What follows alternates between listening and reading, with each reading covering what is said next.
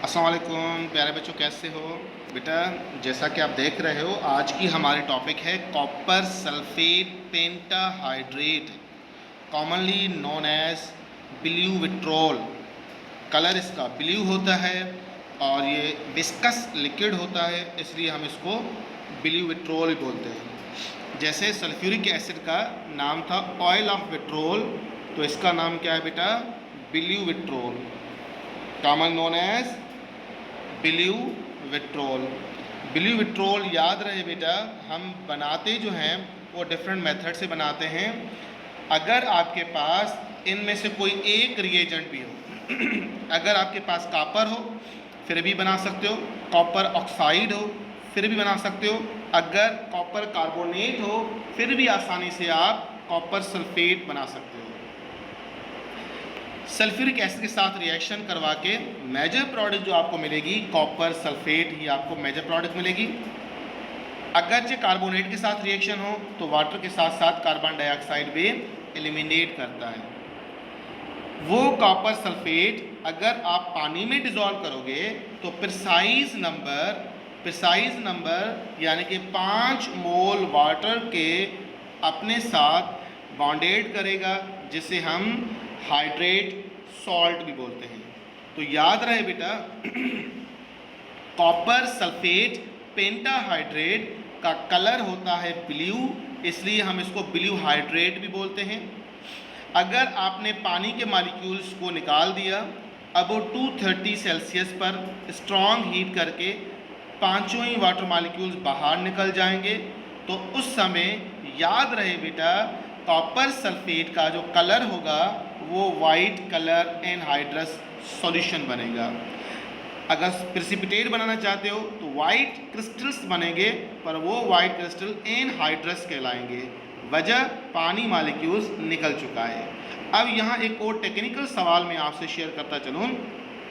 अगर एंट्री में सवाल आए कॉपर सल्फेट पेंटाहाइड्रेट का कलर ब्लू कलर होता है, दिस इज ड्यू टू, तो बेटा इसका राइट आंसर है डीपी ट्रांजिशन। क्या बेटा, डीपी ट्रांजिशन। मैं पहले भी एक्सप्लेन कर चुका हूं कि डीडी ट्रांजिशन की वजह से कलर्स प्रोड्यूस होते हैं।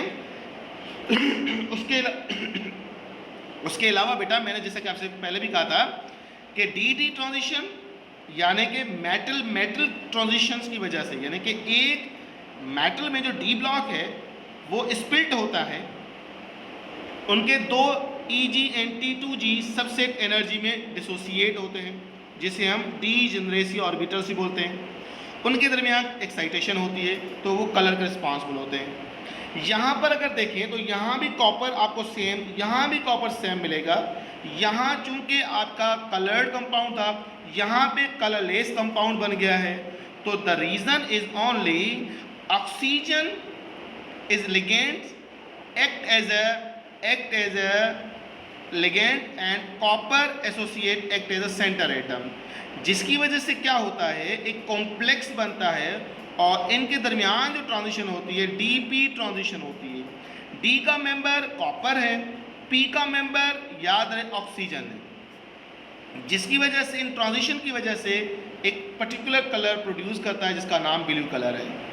याद रहे, जब आपने वाटर मॉलिक्यूल निकाल दिया तो एक्साइटेशन स्टॉप हुई, क्योंकि इस समय डी के जो डी ऑर्बिटल है वो कंप्लीट फिलअप है, जिसकी वजह से इसका कलर प्रोड्यूस नहीं होगा। कैसे सर, देखें यहाँ पर -2 चार्ज, यहाँ पर आपका +2 चार्ज बनेगा जब डिसोसिएट हुआ। अब डिसोसिएट नहीं हुआ तो इसका डी ऑर्बिटल क्या है, फुली फिल्ड है, जिसकी वजह से कोई भी कलर प्रोड्यूस नहीं करेगा। मगर ये कि जैसे ही +2 चार्ज शो करेगा तो यहाँ पर ऑक्सीजन के जो है वो -2 इनके साथ आसानी से लिगेंड शो करेंगे, जिसकी वजह से डीपी ट्रांजिशन क्रिएट होती है और that is the responsible for the colour. तो बहुत आसान, मैं रिपीट कर लेता हूँ अगर ये सवाल आ जाए तो due to the DP transition. अगर ये MCQs हो, इसमें ऑप्शन डीपी ट्रांजिशन हो तो DP transition is the correct answer.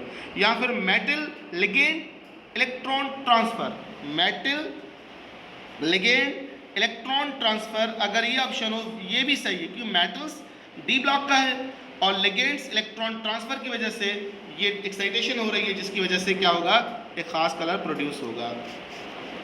उसके बाद बेटा अगर मैं जनरली बात करूं कॉपर की, तो याद रहे बेटा कॉपर सल्फेट जो है, कॉपर सल्फेट जो है वो आपका पानी में इनसॉल्यूबल होता है, जबकि अल्कोहल में सॉल्यूबल होता है। And precipitate small crystals form aqueous solution by the addition of ethyl alcohol. यानी कि अगर आप इसके क्रिस्टल्स रिकवर करना चाहोगे तो आप इसको थोड़े हल्के अल्कोहल में डिजॉल्व करके इसके क्रिस्टल्स बना सकते हो। पोटेशियम आयोडाइड के साथ ये रिएक्शन करके ये आयोडीन को लिबरेट करता है, क्यूप्रस आयोडाइड फॉर्मेशन होती है और कॉपर सल्फेट। ये बड़ा इंपॉर्टेंट रिएक्शन है, इसको नोट कीजिएगा।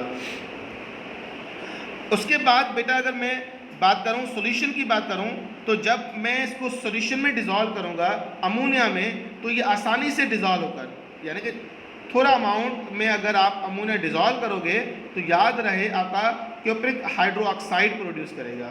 क्या करेगा बेटा? क्यूप्रिक हाइड्रो ऑक्साइड प्रोड्यूस करेगा। मगर जब आप एक्सेस में डालोगे तो कॉम्प्लेक्स बनाएगा, क्यूप्रिक टेट्रामाइन सल्फेट एक कॉम्प्लेक्स बनाएगा। अब दोनों फ़र्क क्या है? जब आपने स्मॉल अमाउंट, ये तो मैंने प्रैक्टिकल भी करवाया है, अगर आपको याद हो पिछले जो है लेक्चर्स के अंदर, जो पुराने स्टूडेंट्स को पता है, मैं ये क्ले भी बना चुका था, इसके प्रैक्टिकली क्ले बना चुका था कि किस तरह से इन दोनों के कलर्स चेंज होते हैं। जब आप अमोनिया सॉल्यूशन, थोड़ा अमोनिया सॉल्यूशन आप कॉपर सल्फेट में डालते हो तो उसका कलर जो है वो जिलेटिन जो है वो कलर होता है, blue gelatin, jelly like substance, इस तरह के कलर ब्लू जिलेटिन जो सॉल्यूशन बन जाता है। मगर जब आप एक्सेस अमोनियम हाइड्रोक्साइड डालते हो तो उस समय इसका कलर जो है वो डीप ब्लू का कलर बन जाता है। तो स्मॉल अमोनिया वाटर डालने पे इसका कलर ब्लू जिलेटिन, एक्सेस में डालने पे इसका कलर क्या होगा बेटा? Yes, deep blue colour produce होता है। Copper sulphate use in copper plating, जैसे अब इलेक्ट्रोप्लेटिंग करते हैं तो कॉपर प्लेटिंग में भी इस सॉल्यूशन का इस्तेमाल करते हैं।